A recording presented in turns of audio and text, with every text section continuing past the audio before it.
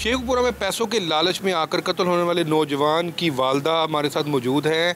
आइए हम उनसे बात करते हैं कि उनकी सगी बहन के बेटे ने उनके बेटे को कत्ल किया, तो क्या इनका कोई तनाज़ा चल रहा था पहले? अच्छा ये बताएं कि आपके बेटे का कोई तनाज़ा चल रहा था उस मकबूल गरीब के साथ? नहीं। तो फिर क्यों कत्ल किया गया उसको? बस पैसे दी लालच विच मारता मेरे पुत नूं। मैनू आप कोई समझ नहीं लगती, मेरा दिमाग बंद होया पे, मैं डिप्रेशन की मरीज हाँ, मैं उससे दी आप बहुत ही बीमार हो गई है।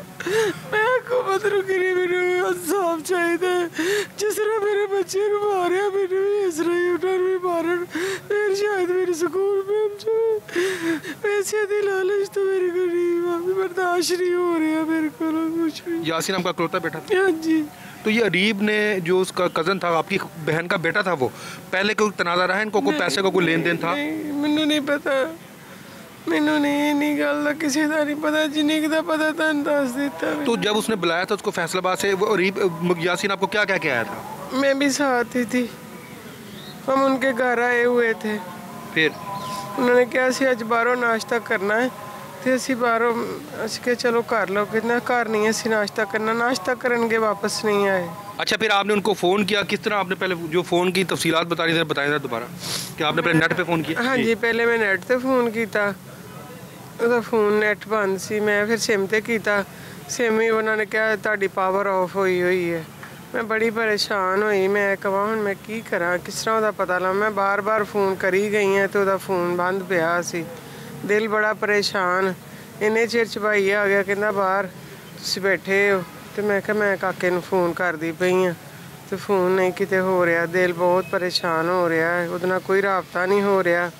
तो बस इन्नी गल का मैनू पता, अगों मैनू पता नहीं उन्होंने किस तरह उन्हें मारिया, किस तरह नहीं मारिया। अब आप क्या चाहती हैं? अब मैं ये चाहनी हाँ कि मैनू इंसाफ चाहिए, जिस तरह मेरे बच्चे नाल ज्यादती हुई उन्होंने उस तरह ही फांसी ते लटकाया जाए। आप पुलिस तफ्तीश से मुतमईन हैं? हाँ जी, मैं मुतमईन हूँ। मकतूल यासीन के कज़न मोहम्मद नईम भी हमारे साथ मौजूद है। हम उनसे पूछते हैं कि यासीन ने फैसलाबाद जाने से पहले इनको क्या बताया था कि इनको अरीब क्यों बुला रहा है? अच्छा ये बताएं कि आपको यासीन ने क्या बताया था, अरीब क्यों बुला रहा है आपको शेखपुरा? यासीन की मामा ना, मेरी पप्पो ने मुझे बताया था कि अरीब हमें शेखपुरा बुला रहा है। अरीब की वालदा और अरीब इन्होंने बुलाया था, यानी कि हमारे पास रहें, आके रुकें। तो ये उधर आए, ये पहुँचे, इन्होंने स्टे किया। सुबह को फिर अरीब ने बोला है कि हमने नाश्ता करना बाइक से, या नाश्ते के बहाने अपने दोस्तों के साथ अरीब यासीन को लेके गया। बाद में ये वापस नहीं आया, हमें बात का पता नहीं है। बाद में थाने से कॉल आई है कि ऐसे आपका जो यासीन है उसका कत्ल हो चुका है।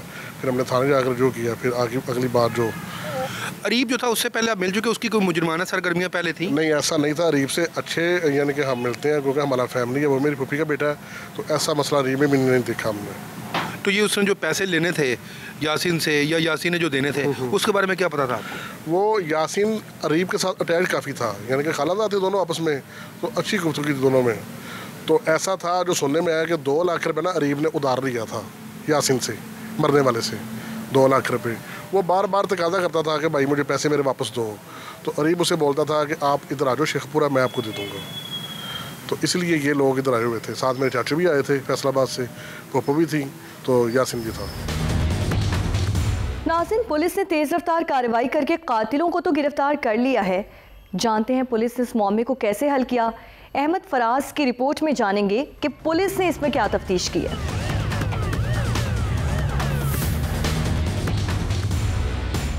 ये वो हाउसिंग कॉलोनी है जहाँ से पुलिस को ये गाड़ी मिली थी, और मुल्ज़मान ने मकतूल को कत्ल करने के बाद जो लाश थी वो गाड़ी में बंद करके वो गाड़ी इसी जगह खड़ी की हुई थी।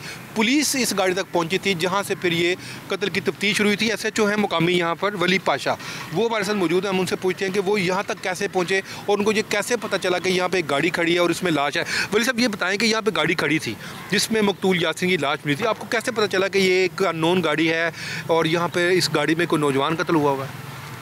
मुझे इन्फॉर्मेशन मिली कि एक लावारस गाड़ी जो ब्लैक कलर की है वो उधर गली के अंदर खड़ी है। तो मैं रूटीन की पेट्रोलिंग में था, तो जब मुझे इन्फॉर्मेशन मिली तो ज़ाहिर है जो ज़ारी तौर पे फौरी तौर पर रिस्पांस करते हैं, तो मैं उस वक्त चीचों की मलियाँ के पास था। मैं वहाँ से चला, रिस्पांस करते करते मैं यहाँ पे पहुँचा तो देखा कि यहाँ पे एक गाड़ी खड़ी थी। जब गाड़ी को मैंने थोड़ा सा डीपली मिन्यूटली उसको देखा, राइट लेफ़्ट से, आगे पीछे से, तो उसके जो फ्रंट वाला नंबर जो वो कवर था, पीछे वाला नंबर जो उसका वो ओपन था। तो गाड़ी के पास से ना हल्की हल्की सी स्मेल, उसकी डिग्गी के पास से हल्की सी स्मेल आ रही थी। यानी गाड़ी के आगे वो ऐसा माहौल नहीं था, लेकिन गाड़ी के पीछे उसका स्मेल आ रही थी। तो मुझे थोड़ा सा डाउट भी हुआ। फिर मैंने ये दाएं बाएं जो घर हैं इनसे पूछा कि गाड़ी आपकी तो नहीं है, आपका कोई मेहमान आया हो, आपका कोई वैसे एक बंदा गाड़ी खड़ी करके चला, लेकिन किसी ने भी ना कोई रिस्पॉन्स, कुछ ने कहा हमें नहीं पता इस बात का। तो फिर अगला लायामल यही था कि हम इस गाड़ी को खोलते, इसको चेक करते, इसको देखते। तो जब गाड़ी को खोला, सर्च किया, तो गाड़ी के अंदर से एक पॉलीथीन में लिपटी हुई को ना खून आलूद को बड़ी तो ज़ाहिरी तौर पे यही लग रहा था कि एक डेड बॉडी है। तो उसके बाद वहाँ पे देखा कि डिग्गी के अंदर डेड बॉडी के साथ वहाँ पे पड़े हुए हैं वो क्या ब्लड स्टेन क्लॉथ के पीसेस पड़े हुए हैं, ब्लड पड़ा हुआ है डिग्गी के अंदर। तो मैंने थोड़ा सा बैग जो एक साइड से खुला हुआ था, पॉलीथीन का जो बैग था, तो मैंने देखा कि उसमें से इंसानी अज़ा नज़र आ रहे थे, यानी जिस्म के साथ इसकी बॉडी नज़र आ रही थी। तो विद द नॉलेज जो उसकी जो फार्मेलिटीज़ होती हैं, जो नेसेसिटीज़ होती हैं, जो एविडेंस की कलेक्शन के लिए तो ज़रूरी था, मैंने क्या किया कि फ़ौरी तौर पर PFS टीम को कॉल की, क्राइम सीन वालों को बुलाया, तो सब ने आके अपनी अपनी वो कार्रवाई शुरू कर दी। अच्छा, इसकी शनाख्त किस तरह हुई? पता कैसे चला कि इसका नाम यासीनी है और ये सुबह से जो है वो लापता था? जी देखिए, अभी जो फर्स्ट ऑफ ऑल जो है वो तो अभी SMS का नाम मालूम था, इसके बारे में पता ही नहीं था ये कौन है और इसका मर्डर कैसे हुआ, इसके साथ हुआ क्या है। जब PFS की टीम आई है, जब उसने उस पॉलीथीन के बैग को खोला है, तो फिर पता चला कि इसका मर्डर हुआ और इसको बज़रिया फ़ायर कत्ल किया गया है। पहले तो किसी को पता ही नहीं था कि ये कौन है, ये किस तरह इसके साथ हुआ है, क्या हुआ है, क्या नहीं हुआ। तो मैंने क्या किया कि मैंने यहीं पे एक टीम को बुलाया, मैंने एक टीम को सेफ सिटी के अंदर भिजवा दिया कि सेफ सिटी के CCTV उस कैमराज में देखें कि कहीं पर ये गाड़ी नज़र आती है, इस नंबर की गाड़ी आती है, कुछ शख्स उसके अंदर नज़र आ जाए भी कौन बैठा हुआ है। उसके बाद दूसरी टीम जो मैंने रवाना की, वो मैंने महल्ले में रवाना कर दी इर्द गिर्द पूछने के लिए कि पता करें ये गाड़ी किसकी है, कोई किसी ने किसी को आते जाते देखा हो, क्योंकि अभी ये तकरीबन रात 11:30 का टाइम था। इसका अंगूठा भी कटा हुआ था? जी बिल्कुल, इसका अंगूठा जब उसको खोला उन्होंने तो वहाँ पे जब देखा कि बड़ी वो हैरानकुन बात थी कि उसका अंगूठा डेड बॉडी के साथ सिर्फ उसका अंगूठा नहीं था। तो उसके बाद ये सारी चीज़ें क्राइम सीन से तो अपना वो तो सेफ सिटी से थोड़ी सी हेल्प मिल गई। उसके बाद यहाँ पे एक CCTV कैमरा था, जब उसको देखा हमने तो उसके अंदर से 3 गाड़ी के अंदर में से नौजवान निकलते हैं, एक का थोड़ा चेहरा विजिबल था, बाकी को 2 नहीं थे। तो फिर हमने पूछा लोगों से दाएं बाएं से कि ये कौन हो सकता है, थोड़ा सा क्लू मिला हमें कि ये फ़लाँ शख्स हो सकता है, अब आप उसको सर्च कर लें। फिर मैंने गाड़ी का जो नंबर था उसको मैंने लेके चला, तीसरी टीम मैंने रवाना की गाड़ी के नंबर पे इसके रजिस्ट्रेशन को चेक करें। जब उसकी रजिस्ट्रेशन को चेक किया गया तो पता चला कि यह गाड़ी फ़लाँ बंदे के पास है। तो करते करते इन शॉर्ट में आपको बताऊं कि वो सारी चीज़ें जब इकट्ठी हो गई तो हमने जो हमारा सस्पेक्ट था उस पर हमने फिर रेड 24 घंटे में उसको पकड़ लिया। हमने रेड किया, उसको अरेस्ट किया। वो सारी जो स्टोरी थी अनफोल्ड हो गई। फिर उसने बताया कि वो किस तरह इसको लेके आए थे, किस तरह इसको फायर मारे, किस तरह इसकी जो डेड बॉडी उसको पॉलीथीन के कागज़ में लपेटा और उसके शॉपर में लपेटा, बैग में लपेटा। उन्होंने ये एक्चुअली में जो तफ्तीश में बात, ये एक प्री प्लान चीज़ें थी। किराए पे मकान ले रखा था, गाड़ी जो है उन्होंने गाड़ी का 10 लाख रुपया भी पे किया हुआ था मरने वाले के अकाउंट से निकाल के। ये इन्होंने क्या किया कि उसको जब लेके आए हैं, इन्होंने रास्ते में आते हुए उसको फायर मारे हैं गाड़ी में। फिर उसकी लाश को लेके, अच्छा मर्डर गाड़ी के अंदर किया उन्होंने? गाड़ी के अंदर किया है। लाश को लेके ये किराए पे जो मकान लेके रखा था ये वहाँ पे गए हैं, उसको जाके पॉलीथीन के बैग में डाला है। 32 गज़ रस्सी थी जिसके साथ इन्होंने उसको लपेटा है, बांधा अच्छी तरह। ये फिर उस डेड बॉडी को लेके मुख्तलिफ सड़कों पे शहर के अंदर, शहर के बाहर घूमते हैं। इनको कहीं प्रॉपर जगह नहीं मिली कहीं ये उसको डिस्पोज ऑफ करने के लिए। तो जब इनको नहीं कुछ जगह मिली तो फिर यहाँ पे आकर उन्होंने गाड़ी खड़ी कर दी। यहाँ से ये फिर निकले। नाहक कत्ल था, बेगुनाह का कत्ल था। अब तमाम मुलज़िम गिरफ्तार हैं? जी बिल्कुल, शुक्र अल्हम्दुलिल्लाह। ये तफ्तीश मुकम्मल है उनकी? जी तफ्तीश मुकम्मल है। आला कत्ल बरामद है? जी आला कत्ल बरामद है, मुलजमान पर रिमांड है। तो जब ड्यूरिंग द इन्वेस्टिगेशन उन्होंने बताया कि ये अंगूठा क्यों काटा है, तो उन्होंने कहा जिस दिन हमने इसको कत्ल किया उसके बाद हमने इसकी जो मोबाइल एप्लीकेशन है वहाँ से हमने इसके अकाउंट में से 2-2 लाख करके 10 लाख रुपया निकाला है। जब उसकी लिमिट ख़त्म होगी तो हमने सोचा कि नेक्स्ट भी पैसे निकालेंगे, तो हमने इसका अंगूठा काट के अपने पास रख लिया।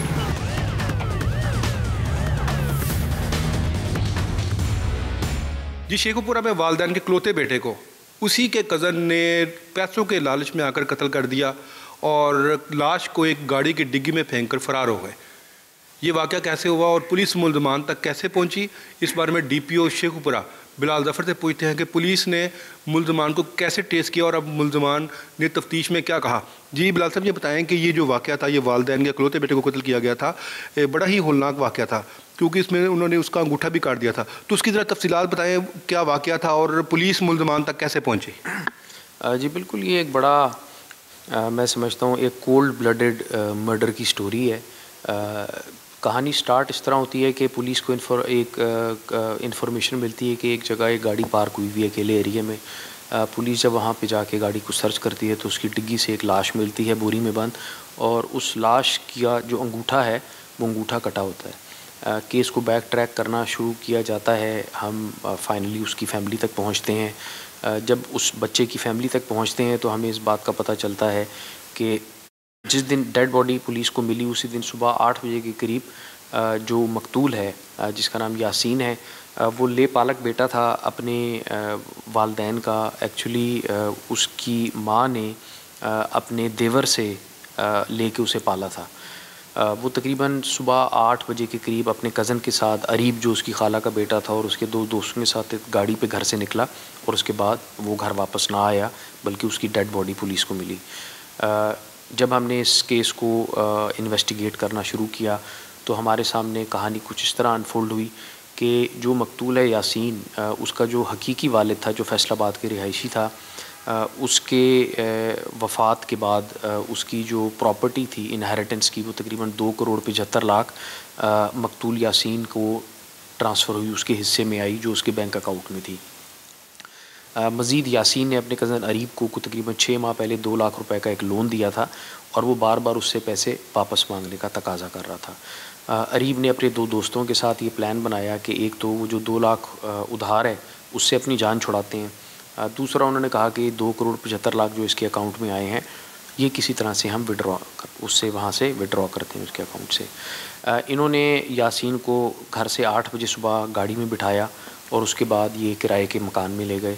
वहाँ पे ले जाके इन्होंने उसे 4 जो हैं वो गन शॉट फायर्स मारे, जिससे इसकी डेथ हो गई।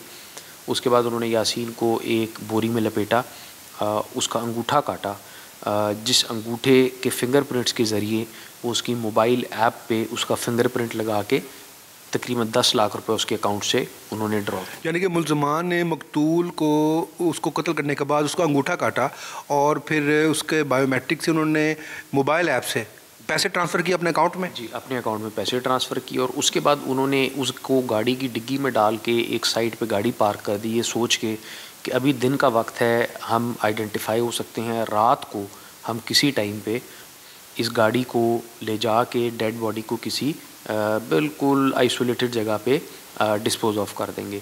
लेकिन क्योंकि नेचुरली पुलिस की एक वो विजिलेंट पेट्रोलिंग के ज़रिए पुलिस ने उस गाड़ी को पहले आइडेंटिफाई कर लिया और अल्हम्दुलिल्लाह इस केस को हमने विद इन 24 आवर्स सॉल्व किया। तो कितने मुल्ज़मान हैं इस वाक़े में? जी, इसमें 3 मुल्ज़मान हैं। एक जो मकतूल है उसकी खाला का बेटा अरीब है, 2 उसके दोस्त हैं। जो हमारे इसमें एक्यूज़्ड हैं, जो हमारे कल्प्रिट्स हैं, वो टीनेजर्स हैं, उनकी तकरीबन 23-24 साल उनकी उम्र है। जो अरीब के 2 दोस्त इस कत्ल में शामिल हैं वो दोनों आइस एडिक्ट हैं, नशा करते हैं वो दोनों। मैं समझता हूँ इस हवाले से ये भी बड़ा इंपॉर्टेंट है कि ये बात भी सामने आती है। अच्छा बिलाल साहब, जब ये जिसकी डेड बॉडी मिली थी तब तो वो अननोन थी, तो क्या ये जो मुकदमा दर्ज हुआ था उसके वर्षा की मुद्दई में दर्ज हुआ है या पुलिस मुद्दई बनी थी उसमें? नहीं, हमने जिस तरह मैंने आपको बताया कि विद इन 24 आवर्स में हमने केस सॉल्व कर लिया था। हमने बैक ट्रैक करके उसकी फैमिली तक पहुँचे और उसकी फैमिली की मुद्दईयत में FIR हमने दर्ज। अच्छा, ये जो FIR थी ये नामजद थी? ये FIR नामजद FIR थी। जी बिल्कुल।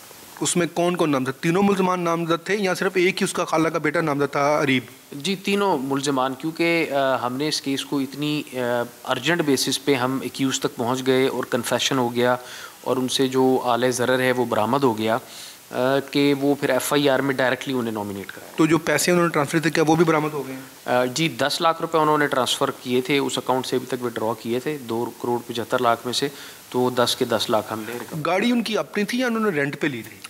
गाड़ी उन्होंने रेंट पे ली थी, बल्कि प्रॉबली वो इस गाड़ी को परचेज़ करने के प्रोसेस में थे क्योंकि जो 10 लाख हमने रिकवर किया वो 10 लाख भी रिकवर हमने उस गाड़ी के ओनर से किया जिस बंदे ने इन्हें गाड़ी बेची थी, जिस गाड़ी से हमें डेड बॉडी उसकी फाइनली मिली थी। अब मुल्ज़मान का जो चालान है वो पेश हो गया, उनकी तफ्तीश मुकम्मल हो गई? जी, इसकी तफ्तीश मुकम्मल है हमारी, हमने उन्हें चालान कर दिया है, उनकी गिरफ़्तारी जो है वो अमल में लाई जा चुकी है और हमारी तरफ से केस जो है वो रेडी फॉर ट्रायल। अच्छा, आपने जिस तरह जिक्र किया कि अरीब ने भी गोलियां मारी, उसके कज़न ने भी गोलियां मारी, तो क्या उसको कत्ल करने के लिए वेपन एक ही इस्तेमाल किया गया और क्या आले कत्ल बरामद हो चुका है? जी, एक ही वेपन यूज़ हुआ, एक वेपन से 4 फायर किए गए जो उसकी बॉडी में लगे और आले कत्ल जो है वो बरामद हो चुका। तो फिर उसमें फिंगरप्रिंट्स को किस तरह मैनेज किया तीनों के? फिंगरप्रिंट्स जो वेपन के ऊपर वेपन पे फिंगरप्रिंट्स तो एक बंदे के थे, वो तो नेचुरली हमने फिंगरप्रिंट तीनों के कलेक्ट करके वेपन जो है वो फोरेंसिक साइंस एजेंसी असेसमेंट के लिए भेज दिया है। वो तो जब PFSC की रिपोर्ट आएगी तो उसमें बात सामने आएगी कि वेपन किसकी, वो उसके ऊपर फिंगरप्रिंट्स मौजूद। उनका इंकशाफ भी है, उनका कन्फेशन भी? जी, उनका कन्फेशन और इंकशाफ मौजूद है।